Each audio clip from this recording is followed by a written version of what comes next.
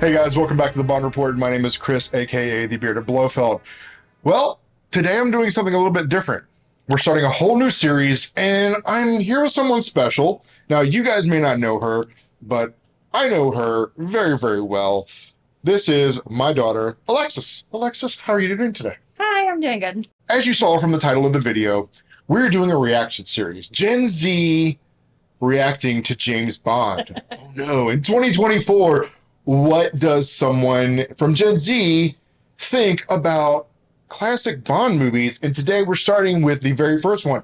Now, when I brought this to her attention, I asked her, I said, where do you want to start? Do you want to start with like something newer? Do you want to start with something kind of in the middle? Like, where do you want to start here? And she said, no, I like to watch things chronologically. I do. As they were released. I sure do. And so I said, okay, we're going to start with Dr. No. This is your first Bond movie. First Bond movie. I've never seen anything James Bond. I know the premise. I know it's about like spies. But yeah, first Bond movie ever watched. And yes, I understand you're all sitting at home going, Chris, she's quite old. Now, why have you not exposed her to a Bond film yet? I understand, and I plan on hearing it down in the comments. You're right. This is something I wanted to wait until some things in life passed by. She just had her birthday yesterday. She was the big 2-3. See, not even that old. Right, not even that. So we wanted to kind of do something special. So I wanted to kick off this series and spend time with her and really start diving into the film. So, Dr. No, what did you think? Let's start off with that one, just kind of a blanketed question. On the whole, what did you think of the movie? It was a good movie. I enjoyed it for sure. It's dated for sure. Yeah. It's very 60s, which I mean that's when it was released, to be expected. But it was good. Like I liked it. I noticed like the transatlantic accents of like the women a lot. I like that. Yeah, there's a lot of nuances from the film that have carried over. And as we go through the series, you're going to realize there's some trends. Yeah. I already told you that, the people like M and Moneypenny and Boothroyd, or as some people know his real name, we're not telling her yet because she doesn't know. Spoilers. But that's kind of like the home base team for James Bond. Yeah, you would mention that. Yeah. Was there anything in there that you're going, even if I saw that today, I would turn away from it, or I'd maybe not watch it? I mean, the women in the movie, for sure. Yeah. Like, just because back then it was just a different time. Like, the women's rights movement hadn't passed in the 70s yet and everything. And you very much see them in, like, the kitten heels and the skimpy outfits and the hair all done and the makeup, but they're just out of the shower. So it's definitely like there's that aspect of it, and then it's like the men are definitely like in charge, and it's like very like male geared. But again, for the time, that's really not that far fetched. That's such a key element to. You're gonna see this come up in more of the films as time goes on. No, and I get that, but so do you find the term? Because obviously you met Honey Rider. Yeah. Who played by very famous actress and model at the time, Ursula Andress. And I told you about Casino Royale 67. Yes, you had mentioned it, but it was kind of like not on the same page as a lot of the other Bond movies. Right. Very, very separate. Yeah. She is actually in that movie as well. Oh, that's cool. So, fun little thing. When we get to that movie, you'll see. Yeah. You'll be like, oh, okay. So, Ursula Andress, obviously, who she was, Moneypenny at the time, and then you had Miss Tarot. Remember when Bond got rid of her? Mm-hmm. Okay. Now, did you catch the fact? And a lot of you home watching may know this, you may not know this, but did you catch the fact that she was supposed to be Asian? I wasn't sure if she was or not, honestly. Like, she had a lot of like the features, but Yeah. So that's one of those like little as you may say, cringy. Yeah. That's one of those things that you may say, it was like they pushed a boundary there. Yeah. They put a white woman into an Asian woman role. Well, and like in terms of nowadays also, like that was back in the 60s where like things were a lot more easy to just kind of like slip under the radar like that. Like I feel like nowadays that would not fly at all. No. Like you just wouldn't see that nowadays. I think because there's like so much more diversity in like Hollywood, they would just hire like an Asian actress. Exactly. So, what was your favorite thing about the film? Oh gosh, it's such a loaded question because like it's a good movie. I do enjoy it. I like the most, I think, like how 60s it was. Like between like the fashion, especially in the women, you see it like with the kitten heels and the big updos and the like silhouette of the dress and everything, just down to like the furniture. And I don't know. I like this. I like how it's stylized. It like makes sense for the time period that it came out in. I mean, I do like the premise though too. Like it's just more male geared. It is. So it's like, I'm fine with that, but as a woman, like, I don't really relate to that as much just because it is more like action and guns and this hot chick and, like. Fast car chases with this TV screen behind me. And I very much like to kind of like break down movies in a sense and like analyze it and be like, oh, like I'm in a filmmaker's perspective, like this is really cool and this is probably how they did that. And like with the fish tank, I was like, that's definitely a screen. But it was so cool, you know what I mean? No, yeah. Back then it was like that's what they did. $1 million, Mr. Bond. Right. Right. No, and the styling, we have to thank Ken Adams for that. I talked to you about that because as we were going through the film, I was kind of giving you some little like notes and like pointing out some key things because it helps to have some context without giving spoilers and ruining kind of things and talking over the whole film. Some of us are guilty of that, but I didn't want to do that. And so we have Ken Adams to thank for that design element. He really was such a pioneer in design, and so you're going to see as the films go on. That gets more elaborate and his designs. His sketchbook was used for I don't even know the number of films. Right. That like ties back to like watching things in chronological order. Like you can kind of like watch it through time in a sense. Yes. Because you can see how much like the styles change, and even though it's like the same premise and the same characters, like you see how the furniture changes and the fashion and just even down to the makeup. Yeah. And I just love that kind of stuff. Yeah. Yeah, and you will. You're going to notice that. You're going to notice he's going to change suits. You're going to notice there's going to be editing that gets better. Right. And so that's a big one too, because I want to touch on that. So this was the 6th novel that they chose to do this as the first movie. And the reason they did that is because this film had the least amount of major special effects required. Oh. This was a tester film to see if audiences were going to connect with the James Bond character and find out if this is something they were going to make more films off of or they were going to call it a day. That makes sense. Yeah. And so that's why you got some of the big Ken Adams sets, but wait until we get further on, they get much bigger. That's awesome. Yeah. And the style gets better. Like the wardrobes get crazy. Oh yeah. Crazy. And they start getting sponsorships from brands. So we've talked about your favorite thing. You like to feel the style of it, everything. So what was your least favorite thing?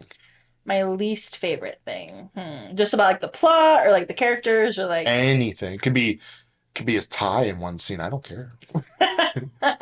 His tie was all over the place in a couple of scenes. It was. Especially like the fight scene with Coral. Yeah. Like his tie is like, dude, you see it like coming apart and everything. Yeah, it was pretty fun.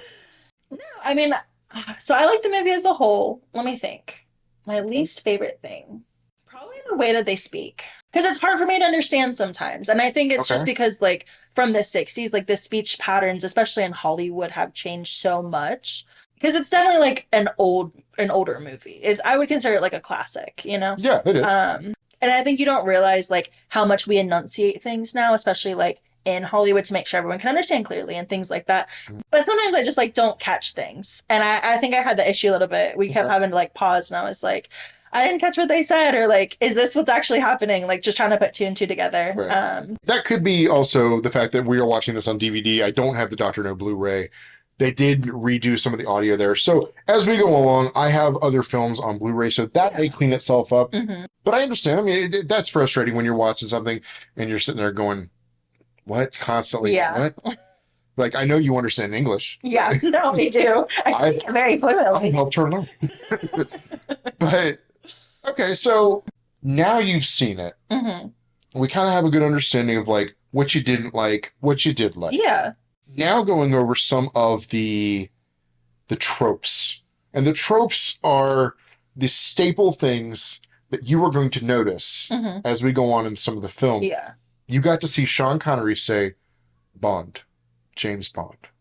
I did. However, that was in response to what the other woman had said first. And you brought this up. I wanted you to talk about that. Yeah. Tell them about that. So, I mean, you know, everyone who's seen it obviously knows like the famous line, but yeah, like she says at first they're like talking, they're at the casino and everything, they're playing game, and she says Trench, Sylvia Trench, and then he responds with Bond, James Bond. Yes. So it's like funny that it's like a famous line that like he's known for, but like she really said it, you know? She set him up to say it. Yeah. In a way, it's almost as if he's, in a playful way, kind of mocking her. It's banter, for sure. They had some banter going on there. Yeah, it was like playful though, like you can tell. So what did you think about, because I know one of the common things that is not seen in cinema today is the smoking and the alcohol consumption, and like you saw a lot of scenes where next thing you know, I mean, he's lighting up in an airport. Yeah. Were these things that kind of jumped out at you while you were watching it? Were you sitting there going, oh my God, I can't believe he's smoking in an airport? That wouldn't happen today. I think in modern day film, if I were to see that, like if I saw a movie that came out like within the past, 20 years or so, because I mean, smoking's not been allowed in a lot of places for the past 20, I mean, even 25 to 30 years probably. So for me, like having the context of it being the 60s and the movie revolving kind of around it being the 60s, it didn't really shock me, but if it was applied to modern day, it wouldn't fly. Like you just wouldn't see that. You know what I mean? Right. I think it's just so different because what I think of personally is like, I couldn't imagine like smelling like smoke all the time and having that like film that gets over your skin when you smoke, and like the walls must be so yellow everywhere, and like all the things that like smoking does to like your environment. That's what I think of. I think that we do still see a lot of alcohol being consumed in today's like films and stuff, but not in such a formal way, because James Bond is very like formal. It's very like he's a spy and he means business, you know what I mean?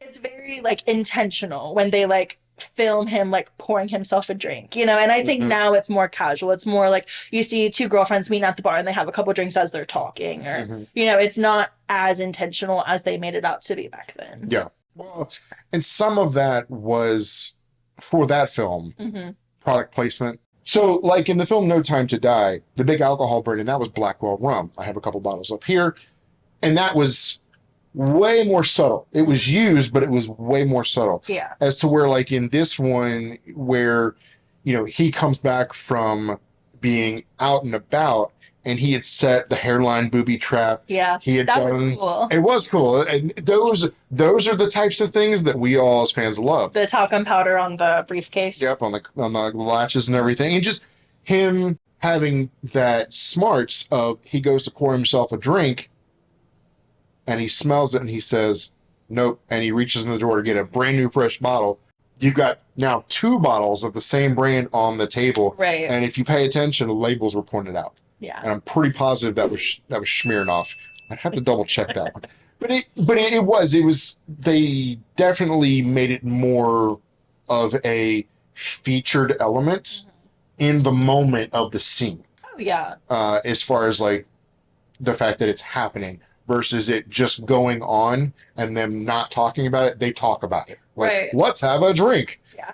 Well, and I think that that's so interesting too, just because like, just to compare it to like modern day, the advertisement placement that you would see now would be like, someone's looking something up on their laptop and you would see Google pop up, and that would be like an advertisement for Google, or, like things of that nature. I think it's interesting that back then, like alcohol was such a big push because people had like whole carts dedicated to alcohol. You know, you don't really see that anymore. And I think that goes back to just like how things have changed so much over time.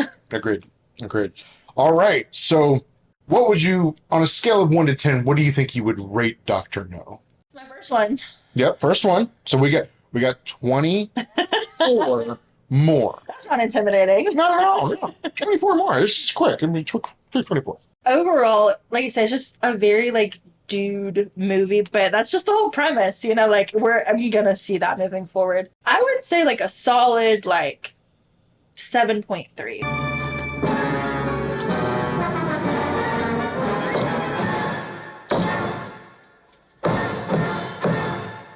I'm 7 point. We're going points. Okay. comfortable there, like 7.3. Okay. I think I'm going to round down. Just keep it on like a. So we'll go 7. Just 7. We'll go with it's a 7. Yeah. Fair enough. Because then there's room for growth, but it's still like pretty good, you know? Okay. So you would watch this again if you would buy it yourself, or maybe with a friend, and you were like, and they were like, "Ooh, I want to watch a Bond movie," or "I'm going to watch a movie," and you're like, "Hey, I just recently saw Dr. No." Yeah. I would like suggest it to a friend, but like not all the time. Like I couldn't watch it like too much. A certain friend. Yeah. Got it. A specific person. All right. So you excited for the next one? Who would that person be? I don't know. So you excited for the next one? I am. Okay. When is the next one? Like, is it still in the 60s or do we approach the 70s? Oh yeah, no. So that's something you're going to see. So the sequence of movies for a long time was 2 to 3 years apart. So the next one's going to be From Russia with Love, a fantastic movie. I think you're going to like it better. If you gave Dr. No a 7, From Russia with Love is going to exceed those expectations. Okay. I'm excited then. I have a feeling it's going to. You may say no, but we're going to find out when we get to that video. Well, thank you for being here today, young lady. Thank you for having me. It's been great. It's been great. Getting more information from Gen Z on what James Bond is like. Guys, if you had fun today, if you liked this video, please consider subscribing. I always appreciate a thumbs up. And let me know, do you agree with her? Is she totally out of her head? Probably. She's a pretty amazing. All right, let me know down in the comments. I can't wait to read them.